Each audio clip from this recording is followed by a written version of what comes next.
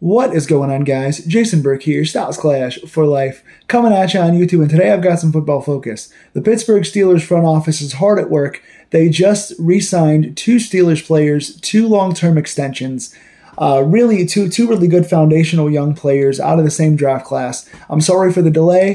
These videos are on a schedule. I've got them scheduled to post at certain times, so it's coming out a little after the re-signings, but two guys got re-signed today. I'm going to talk about the contract details, what it means for their future and how they get used, and what it means for other guys at their positions really quickly.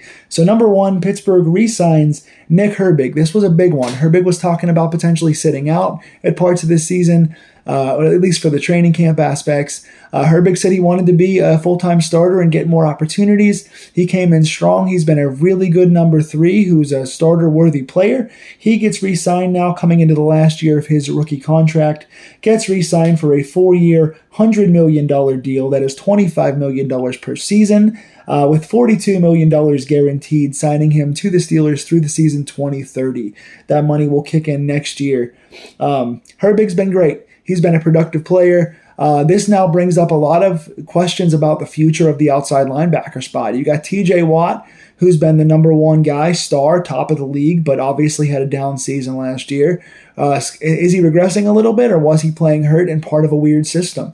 We got a new system in place now. He's supposedly healthy, but he's also an older player, and he's also, one of several guys on this team. Another is Alex Highsmith, another guy that's been very productive. He's been a very, very good number two, perhaps one of the best number two outside linebackers in the league, has been worthy of being a number one guy when TJ gets hurt.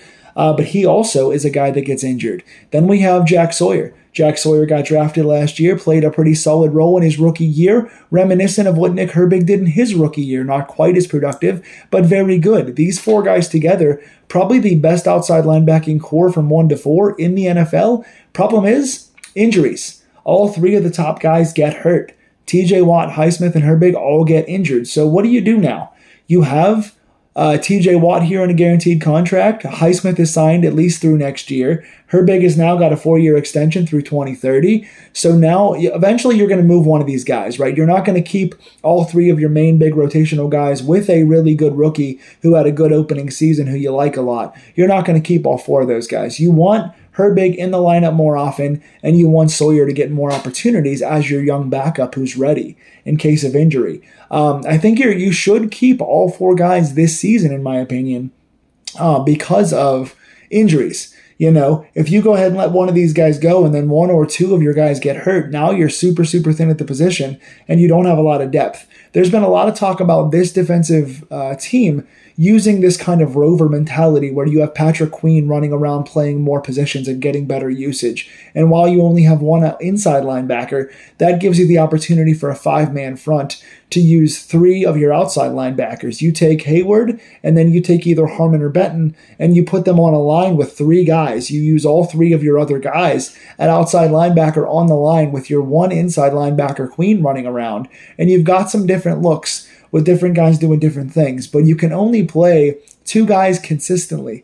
So what's going to be the playing time disbursement? How much more are you going to get them on the field? Is TJ, still going to be as effective as he has been, or is he on the downside of his career? And Highsmith has not been at practice. He is nowhere to be found right now. I think he is. People have said he's sick. He's got some kind of illness. I think it's more so a reaction to the contract.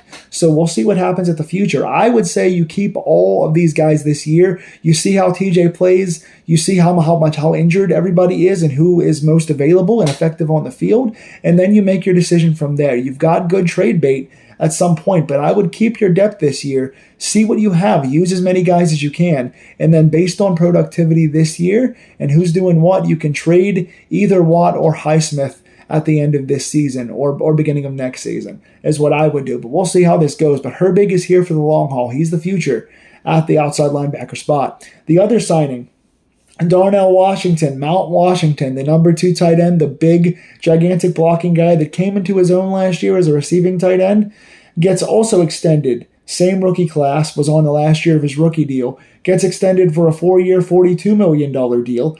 that is $10.5 million a season, with $21 million of that guaranteed. So I love this re-signing a whole lot. Darnell is a versatile piece. He's one of the better blocking tight ends in the league. He's one of the better physical specimens in the league. He's coming in super crazy shape. He's giant. He's quick for his size. He's crazy athletic for his size. He started to really become a receiving threat this year and also was involved in big running packages. He's going to make your running and receiving game better as a blocker and as a downfield threat who's coming into his own. And I think this team is showing they want to use him a whole lot. Now you're coming in with a more slender tight end situation. You wound up losing Connor Hayward and getting rid of your other tight end that we had here last year. And now all of a sudden your primary targets are Pat Freiermuth and Darnell Washington. You got Pat as your receiving tight end. Washington is your sometimes receiver mismatch goal line short yardage guy, but also your blocking guy for your running downs. And then you go ahead and bring in the guy that you drafted in the 6th or 7th round as your kind of like swing guy. He's going to wind up being your fullback / special team / third string tight end. So you've got your two clear tight ends with very defined roles now. And it really kind of figures out the future of your tight end room, right? Pat is going to be here as your main receiver, and Darnell is your big body blocker for your mismatches. I think this weapons room is looking really, really sharp here with this. I think we're showing youth. I think we're extending the right guys, and I love both these moves. What do you think this means in terms of Darnell's targets for next year as a wide receiver? And what do you think it means for the future of the outside linebacker room? Do you keep all 4 of those guys next year? They're not getting rid of Sawyer and they're not getting rid of Herbig. So what do you do as far as TJ and Highsmith goes? Do you keep the 4 guys next year? Do you trade one this offseason before the season starts? Do you wait and see how preseason shakes out? Or do you keep them all this year and trade one next year? Because they're not going to all 4 be here this time next year. Tell me what you would do in the comments down below. Please give your coverage on my video and what you think of my review. Like, share, and subscribe to these Pittsburgh Steelers deep dives. And I'm bringing you guys some camp OTA kind of standout players pretty soon. Go Steelers.